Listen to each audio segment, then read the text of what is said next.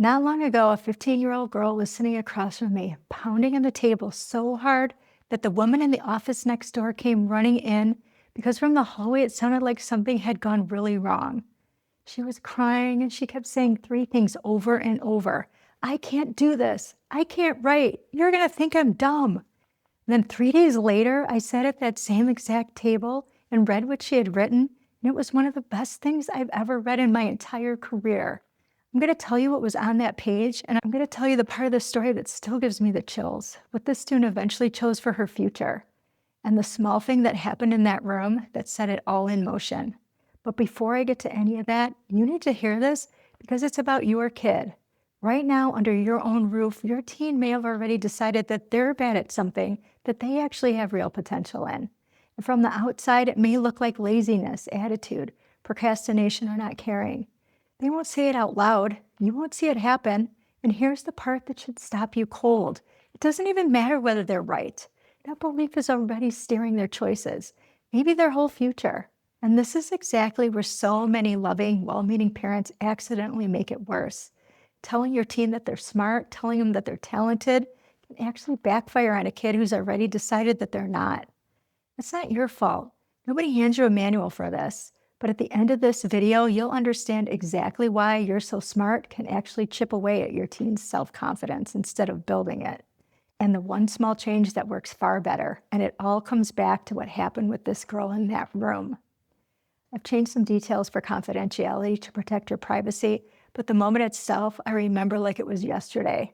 She had some real learning challenges. She also had more creativity than almost any kid I've worked with, though at that point, nobody knew that yet. Not her teachers, not her parents, not even her. Part of my job as a school psychologist is conducting evaluations, getting a real picture of how a kid learns, where they struggle, and where they quietly shine. And one piece of this evaluation looked simple enough, at least on paper. I'd hand her a picture and she'd write a story about it, what happened in it, what might have happened right before, what might happen next. The picture I gave her showed a busy outdoor fair, rides, food stands, a thick crowd of people, and off to one side, almost in an afterthought, a man holding a single balloon. I slid the picture and the pencil across the table. Within 2 minutes, the tears started, then the yelling. I can't do this. You'll think I'm stupid. At one point, she was hitting the table so hard, like I said, that somebody came to my window to make sure that nobody was hurt. So we stopped, took some breaks. We talked about how upset she was and why. And by the time she finally finished, I'll be honest with you, I figured whatever was on that page was going to be a mess. Here's what almost every single kid does with a picture like that. They write about the fair, the rides, the crowd, maybe the man. Almost nobody writes about the balloon. She wrote about the balloon. She didn't just mention it. She gave it a name. She gave it a whole story, where it had been earlier that day, how it ended up in that man's hand, and the thing it had already seen before this one frozen moment at the fair. And then, in her story, the man's grip loosens just for a second and the balloon goes. The rest of it, she tells entirely from up there, from the balloon's point of view, rising over the fair, watching the crowd shrink down to nothing, drifting over rooftops, somewhere between terrified and free, until it finally comes back down hours later in a place that you'd never expect. And when I scored that writing sample a few days later, I just sat there. The spelling and grammar were rough, the handwriting needed a lot of work, but that idea, taking that one thing that nobody else in the picture even noticed and handing it an entire life, that was no exaggeration, one of the most original things I've ever read in all my years of doing this. So I told her that. I told her that was generally one of the best things I've ever read from a student. She didn't believe me, not even a little. She just figured I was being nice, the way that adults are nice when they feel sorry for you.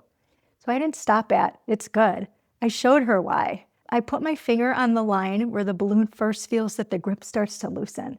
I pointed to the detail about where it had been that morning, something she made up out of nothing, that the assignment never even asked for, that made the whole thing breathe. What I said to her in those minutes ended up mattering more than I could have known. I'll come back to that, I promise. But here's the part I couldn't stop thinking about. 72 hours earlier, this same kid was sobbing, pounding on the table, certain she was dumb over a thing that she turned out to be gifted at. Her belief about herself was so strong that being wrong didn't matter. It still ran the whole show. There's a phrase that I come back to constantly in my work. A person's perception is their reality, whether it's accurate or not. If you want to understand why a kid does what they do, don't start with what's true about them. Start with what they believe about themselves. So why does any of this matter to your teen tonight in your house? Because this exact thing is happening under your roof too, just a lot quieter. Your teen doesn't raise their hand, not because the answer isn't good, but because they decided a long time ago, I always say the wrong thing. They don't go ask about a bad grade. They don't sign up for the thing that they're secretly curious about, not because they couldn't, but because somewhere along the line, they just decided that's not me. You've probably heard some version of it at your own kitchen table.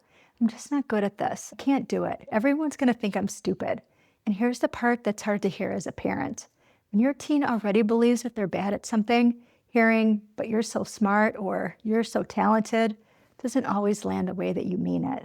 Sometimes it doesn't feel like comfort at all. It feels like pressure. Like, if I'm supposedly so smart, why does this feel so impossible? So if reassurance doesn't fix it, what does? One word: specificity. Generic praise is easy to wave off because it isn't really about anything. You're so smart, sure, whatever. But specific evidence is a lot harder to argue with. And this isn't just a nice idea, by the way. The kind of praise that actually builds confidence is not vague praise. It's evidence-based praise. You're pointing to something real that the teen did, a choice, a strategy, a moment of persistence, and helping them see what it proves. So here's what it looks like in real life. Instead of "you're such a hard worker," you reach for something that actually happened. Something like, "Remember last semester that C on the chemistry test? You didn't quit. You started going to office hours every single week, and by the end, you pulled it up 2 whole letter grades. That wasn't luck. That's the thing I keep trying to tell you about you." That's the difference between a pep talk and proof. A pep talk, your teen can argue with. Proof, they can't, because they were there. They lived it. All you're doing is pointing out something that already happened and saying, "I saw that, and here's what that tells me about you." So if you want to build your teen's self-confidence, here's what I'd actually do this week. Small stuff, on purpose. If your teen has a question about a grade or there's something that they don't understand, let them be the one to send the email or walk in during the office hours. Not because the stakes are high, they're not, because that's one small real thing that they'll walk away with having handled themselves. If there's a club, a tryout, an activity that they've mentioned but never followed through on, this is the week that they just go look. No commitment, just show up once. None of this is dramatic. That's the whole point. It's small enough that your teen can actually win at it. And those little wins are exactly what start to close the gap between what your kid believes about themselves and what's actually true. Now, back to that girl and the thing I told you that still gives me the chills. This wasn't a decade ago. It wasn't even that long ago. And I knew this kid, really knew her. I worked with her over the course of high school. I got to know her family. I had a front row seat of who she was becoming. So here's something I came to understand about her. She didn't hate writing. She actually always liked it. She just believed way down deep that she was bad at it. So she never once let herself think of it as something that she could really do. And then someone showed her otherwise. Not told her, showed her. Pointed to the exact line, the exact choice that her brain made that almost no one else's would have. You want to know what she did after that? She started writing for the school magazine. She started putting her work out there in print for actual people to read. The same kid who melted down, certain she was dumb, started getting herself published. And by the time that she was looking at colleges, she wasn't choosing by name or prestige or where her friends were headed. She was choosing by which school had the strongest writing program. I won't pretend to you that I know how her story ends, but I watched a kid go from sobbing that she couldn't write to building her whole future around it. And somewhere in the middle of that was a balloon, and a few minutes where somebody finally showed her what had been there all along. I think about that balloon more than I'd like to admit. Not because it was a special balloon, but because of what one kid managed to see in it, and what it took for one adult to help her see the same thing in herself. So here's what I want you to sit with tonight.